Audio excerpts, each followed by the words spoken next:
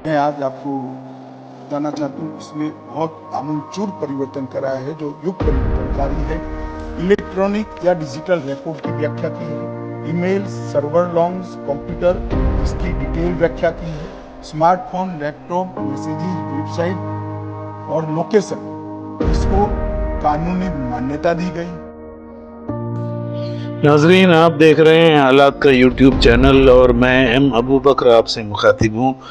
आज का दिन भारत के इतिहास में सुनहरी हरफों से इसलिए लिखा जाएगा कि आज पार्लियामेंट में अंग्रेज़ों के गुलामी के दौर के 3 कवानीन तब्दील कर दिए गए, जो थे भारतीय दंड संहिता IPC 1860, इसे बदलकर भारतीय न्याय दूसरी संहिता 2023 BNS 2023 और दूसरा कानून था दंड प्रक्रिया संहिता CRPC 1973, जिसे तब्दील करके भारतीय नागरिक सुरक्षा दूसरी संहिता 2023 BNSS 2023 कर दिया गया। और तीसरी थी भारतीय साक्ष्य अधिनियम IEA, जिसे तब्दील करके भारतीय साक्ष्य दूसरी अधिनियम 2023 BSA कर दिया गया है। प्रोविजन डाला है, अगर गुनाह से कोई संपत्ति अर्जित किया है तो अब तक संपत्ति कुर्क करने का कोई प्रोविजन नहीं था। सजा होने के बाद पुलिस एक अलग से अर्जी देती कि इस गुनाह से इतनी संपत्ति इन्होंने अर्जित की है, उसको संपत्ति कुर्क करने की व्यवस्था में हम दे रही है। प्रोक्लेम ऑफेंडर की भी संपत्ति कुर्क करने की पद्धति को सरल बनाया गया है। तर्क संगत सजा की माफी किया गया है। आजीवन कारावास है तो 1 साल के अंदर आप उसको छोड़ नहीं सकते। हमने मृत्यु की सजा है तो इसको ऐसे ही नहीं छोड़ सकते। मृत्यु की सजा ज्यादा से ज्यादा आजीवन कारावास तक जाएगी। आजीवन कारावास है वो 7 साल तक सजा भोगेंगे तभी छोड़ पाओगे, और 7 साल या उससे अधिक कारावास, कम से कम 3 साल जेल में रहने के बाद ही छोड़े जाओगे। जब पॉलिटिशियन और क्रिमिनल का 60 बार चुका है तो कितना भी 20 साल के बाद सजा होती है और 3 महीने में हार पहनकर स्वागत कराते कराते अपराधी बाहर आते हैं। ये हम नहीं होगा मान्यवर, इसको हमने किया है। संपत्तियों का नुकसान, ये सारे संसद सदस्य मेरी तरह नीचे से ही आएंगे। आप कई बार थानों में गए होंगे, ढेर सारी साइकिलें देखी होगी, ऑटो देखी होगी, टेम्पो देखे होंगे, कोई दारू करने वाला, पूरा परेड का ग्राउंड थाना का ये संपत्तियों से हो जाता। अब इसको संभालना नहीं है। 30 दिन में वीडियोग्राफी कर कर उसकी हराजी कर देनी है और पैसा कोर्ट में जमा करना है, निपटान होने के बाद। मान्यवर, एक आदमी आज SP है एक SP है, इसने अपने पहले पोस्टिंग में किसी की चार्जशीट साइन की है। कई सारे केस ऐसे होते हैं जिसमें SP का सिग्नेचर कंपल्सरी होता है।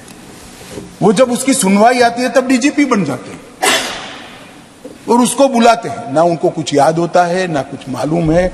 25-30 साल के बाद की बात हमने कह दिया कि जो SP होगा उसके किए हुए नोटिंग के आधार पर अभी जो SP होगा वो ही गवाही देगा DGP को।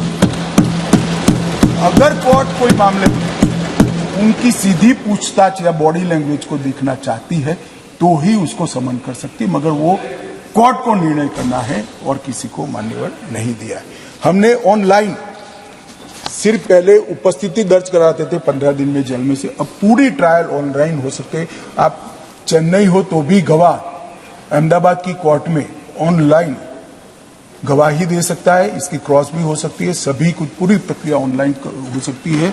फॉरेंसिक साइंस के लोगों को भी पर्सनली आने की जरूरत नहीं है, डॉक्टरों को भी पर्सनली आने की जरूरत नहीं है, और मान्यवर आपको आनंद होगा, अधिवक्ताओं को भी पर्सनली आने की जरूरत नहीं है। यहाँ से कोई आसाम का केस ले भी सकता है और चला भी सकता है। मान्यवर, ढेर सारे प्रोविजन करे हैं छोटे मोटे अपराधों के लिए।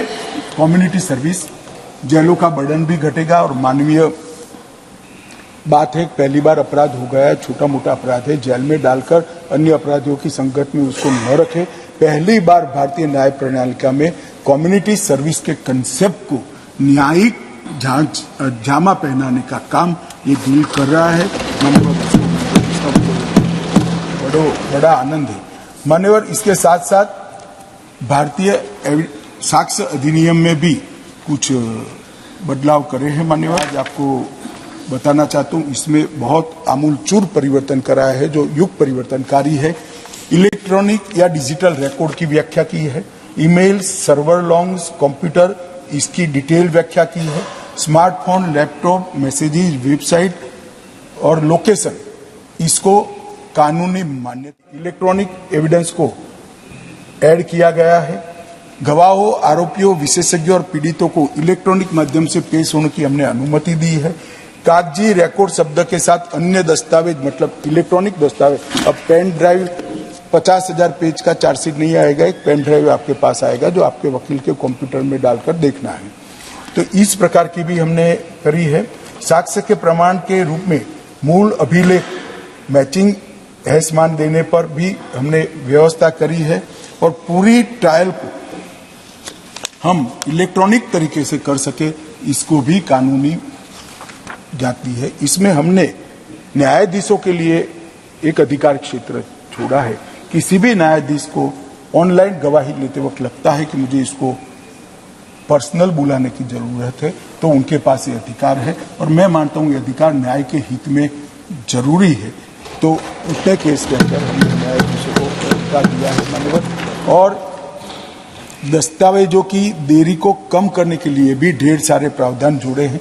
मेल पर मेडिकल रिपोर्ट आएगी, एफएसएल की रिपोर्ट मेल पर आएगी, थाने में जाती है एफएसएल की रिपोर्ट मिली भगत से, सालों तक कोर्ट में थाने से नहीं पहुंचती है। अब कंपलसरी कर दिया, मेडिकल रिपोर्ट थाने में भेजोगे, कॉपी एक रजिस्ट्रार को कोर्ट के भेजोगे तो उसी दिन कोर्ट में चली जाएगी, तो थानेदार भी समझ जाएगा वहां पहुंची गई तो वो भी रख देगा मान्यवर।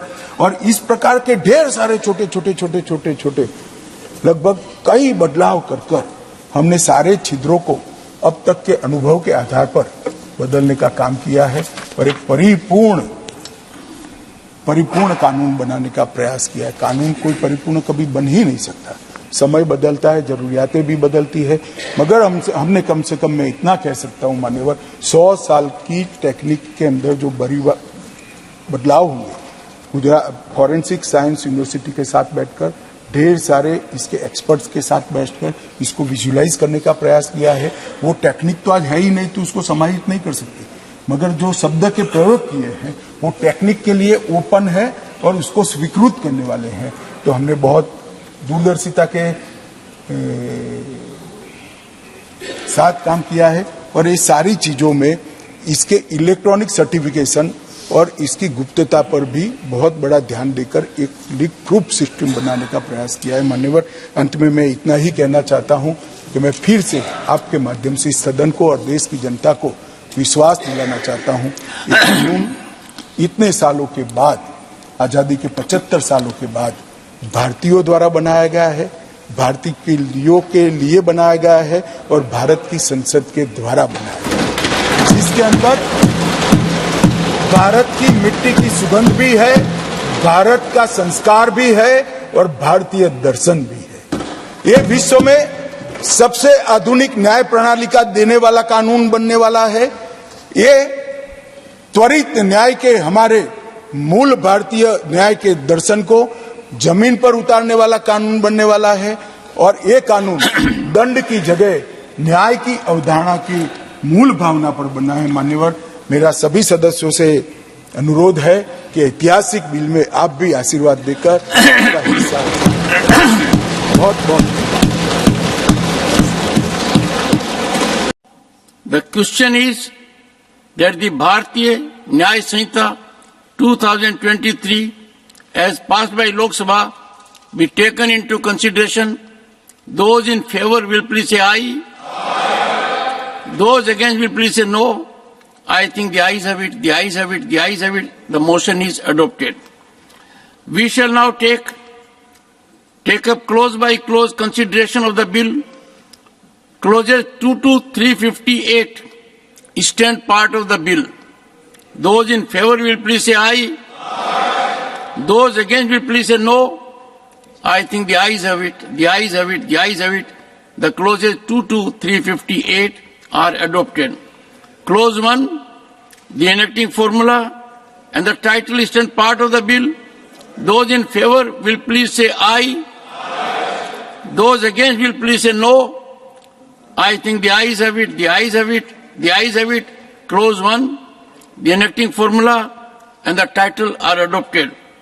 Shri Amit Shah to move that the bill be passed. महोदय मैं प्रस्ताव करता हूं कि विधेयक पारित किया जाए।